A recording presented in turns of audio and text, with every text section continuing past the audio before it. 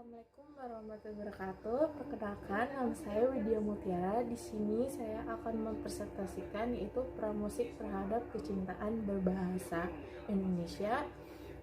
Sebelumnya terima kasih kepada ibu dosen saya, Ibu Rahayu, karena telah memberikan tugas akhir ini, dan mohon maaf jika ada kekurangannya.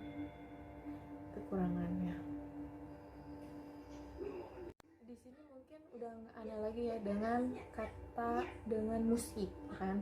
Musik ini yaitu ada di daerah luar negeri pun ada musik, yaitu musik pop, jazz, atau musik kebangsaan negara pun juga punya musik kebangsaan sendiri. Bahkan di negara kita pun juga ada. Di sini saya akan menjelaskan tentang latar belakang asal mula musik. Jadi musik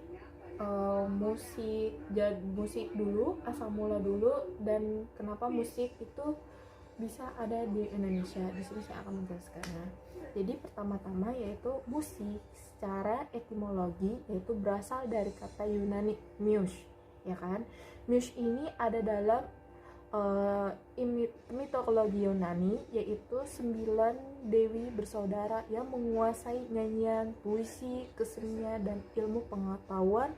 Musik dikenal sejak kehadiran manusia modern Homo sapiens, yaitu sekitar 180.000 hingga 100.000 tahun yang lalu. Jadi bahkan musik pun pas di zaman Nabi pun ada loh, yaitu zaman Nabi Daud, ya kan? Dia itu mungkin dari gendang kayak gitu kan. Bahkan ada juga kan di kita pun juga sama di Islam, itu kayak rabana atau musik-musik kayak gambus, musik-musik yang lainnya gitu. Oke, yang berikutnya itu pembahasan sejarah perkembangan musik Indonesia. Jadi kita langsung menjelaskan aja ya. Jadi awal mula musik itu berkembang di Indonesia itu sebagaimana sih awal mulanya dulu. Jadi pas belum pas dari zaman kemerdekaan Indonesia, ya kan, tahun 1945 itu kan kita masih zamannya kerajaan. Itu kan zaman kerajaan pertama Indonesia itu kan ada kerajaan Kutai. Dan di sini saya akan menjelaskan. Jadi awal perkembangan pertama kali yaitu sejarah kenapa sih bisa musik itu datang di Indonesia, itu awalnya seperti apa. Di sini saya akan menjelaskannya. Oke. Kita sebelum Hindu dan Buddha, ya kan. Jadi kan awal pertama kali agama masuk di Indonesia itu kan agama Hindu dan Buddha ya, belum Islam. Karena kan pas zaman kerajaan Kutai, zaman kerajaan Sriwijaya, zaman kerajaan Mataram.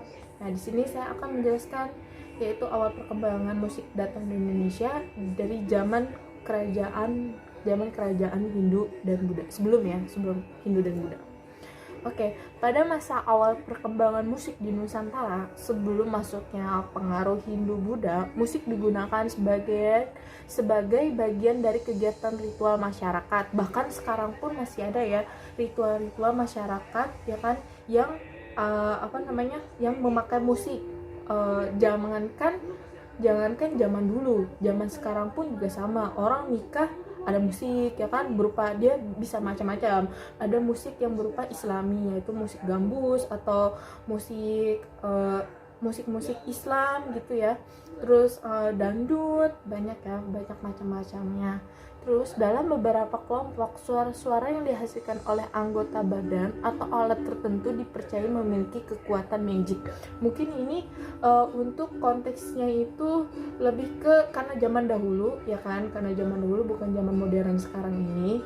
Jadi kalau misalnya ada upacara kayak mungkin kalau di Hindu itu ada acara ngaben pun sama ya, dia juga menggunakan musik. Jadi mungkin musiknya ini ada berupa magic. Terus di masa itu alat musik yang digunakan berasal dari alam sekitar, seperti contohnya dikenal dengan alat musik keledi yang merupakan salah satu alat musik bambu yang terbuat di Asia Tenggara. Sejumlah batang bambu ditanam di tanah dengan ukuran berbeda-beda yang kemudian menghasilkan bunyi yang indah dari tiupan angin, ya kan? Yaitu mungkin kalau misalnya lebih contohnya itu kayak ke suling ya kan. Suling itu kan dari bambu, itu dia dilubangin dan dia menghasilkan musik ya kan. Sama kayak misalnya marawis itu juga sama ya, dia tuh dari kulit kulit domba ya kan. Nah, kulit domba, kulit kambing saya lupa. Nah, itu juga sama, dia tuh menghasilkan musik. Bahkan jangankan yang berupa kayak dari diri kita sendiri, kayak tepuk tangan begini juga kan dia menghasilkan suara, dan dari suara ini kita bisa menghasilkan kayak musik ya kan. Oke. Jadi itu masa sebelum Hindu dan Buddha ya kan. Jadi banyaklah musik-musik awal perkembangannya, kenapa ada musik di Indonesia, jadi awalnya seperti apa sih.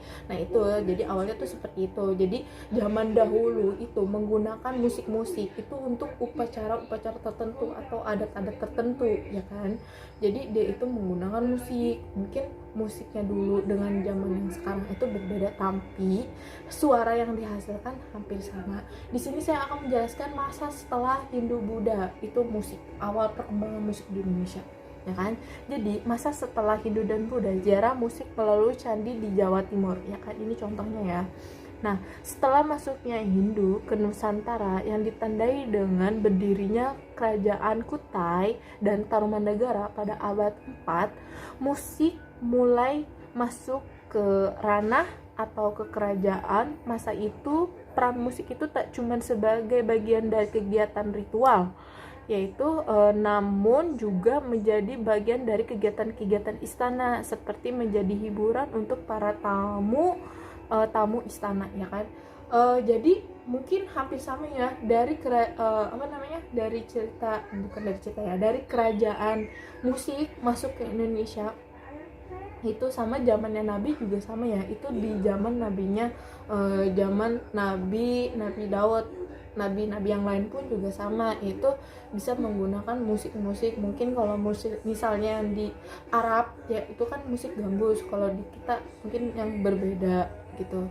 Jadi kalau misalnya zaman sebelum Hindu dan Buddha itu, musik itu digunakan hanya untuk ritual-ritual aja ya kan. Ritual-ritual upacara, untuk ritual upacara kematian. Dan kalau misalnya setelah Hindu Buddha mungkin lebih ke agak sedikit ke modernnya yaitu untuk istana menyambut para tamu atau kedatangan raja, yaitu pasti menggunakan musik. Oke, selanjutnya di sini saya akan memberikan gambaran ya, atau memberikan contoh yang menghasilkan musik-musik. Jadi musik-musik zaman dulu ya, zaman setelah Hindu dan Buddha, instrumen musik di Nusantara. Yaitu kalau misalnya mungkin kalau di Sunda itu di daerah budaya Jawa itu, yaitu ada gamelan, ada kecapi suling ya kan, seperti yang ada di gambar ini ya kan. Ini kalian bisa baca mungkin ya, ada gamelan, ada kecapi suling, ada angklung, ada kulintang, ada sasando. Kalau sasando itu yang saya tahu itu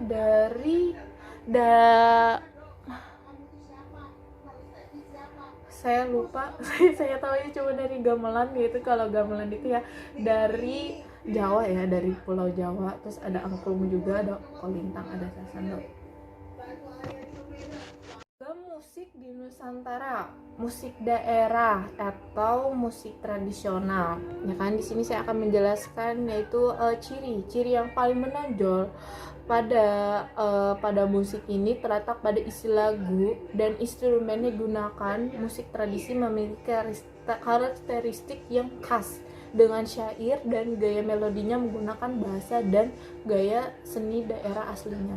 Ya, kalau misalnya musik di era tradisional itu lebih ke itu ya. Jadi itu kayak misalnya kalau di Jawa itu kan kalau orang nikah atau kedatangan mungkin di kerajaan kan masih ada kerajaan itu, dia itu menggunakan kayak gamelan atau menggunakan suling ya kan.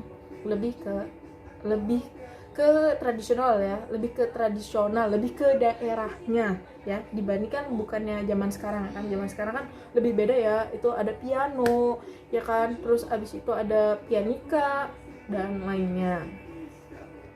Oke, musik ragam Nusantara yang lainnya itu musik keroncong. Nah, musik keroncong ini pasti nggak ada lagi lah pernah dengar ya kan, bahkan dulu pun lagu-lagu pop pun itu ada musik keroncongnya ya kan. Pasti musik keroncong ini enak lah didengar ya.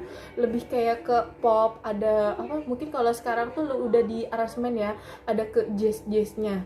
Nah, musik keroncong terbentuk bermula sejak orang-orang Portugis masuk ke Indonesia yang juga membawa alat musik Eropa pada permulaan tahun 1990-an. Musik ini dianggap sebagai musik berkualitas rendah. Nah, jadi dia lebih kayak ke slow, mellow tapi enak didengar.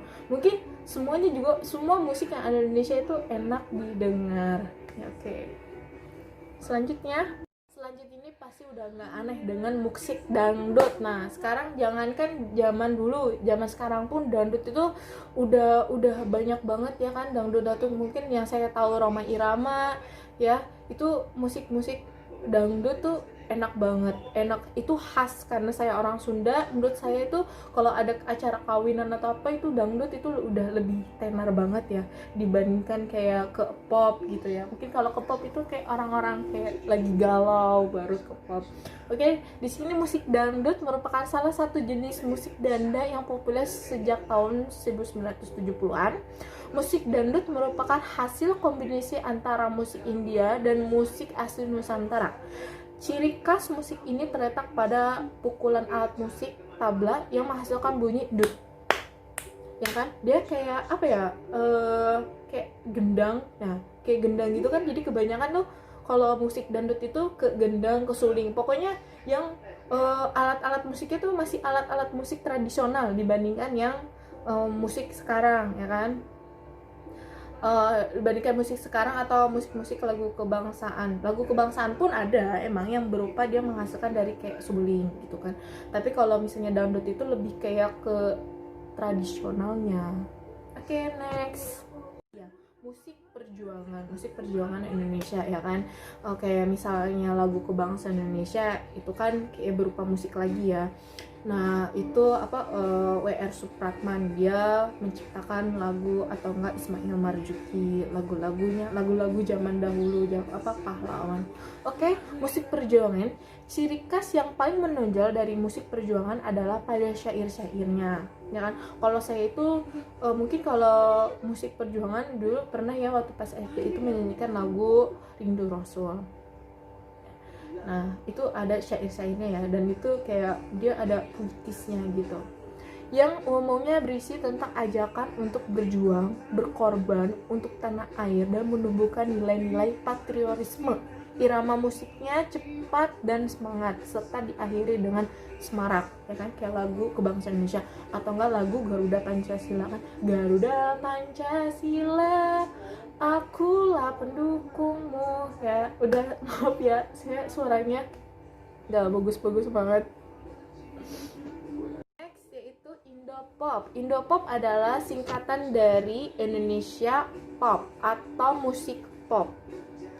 Indonesia secara luas, Indopop didefinisikan sebagai aliran musik populer yang ada di Indonesia. Namun dalam arti yang lebih luas juga dapat mencakup budaya pop Indonesia yang termasuk per film dan sinetron ya. Jadi kalau sekarang itu film sinetron ya kan, kayak sinetron yang zolim, yang istri dijolimin gitu kan, lagunya Rosa yang ku menangis itu ya, itu kan lagi tenar banget ya kan.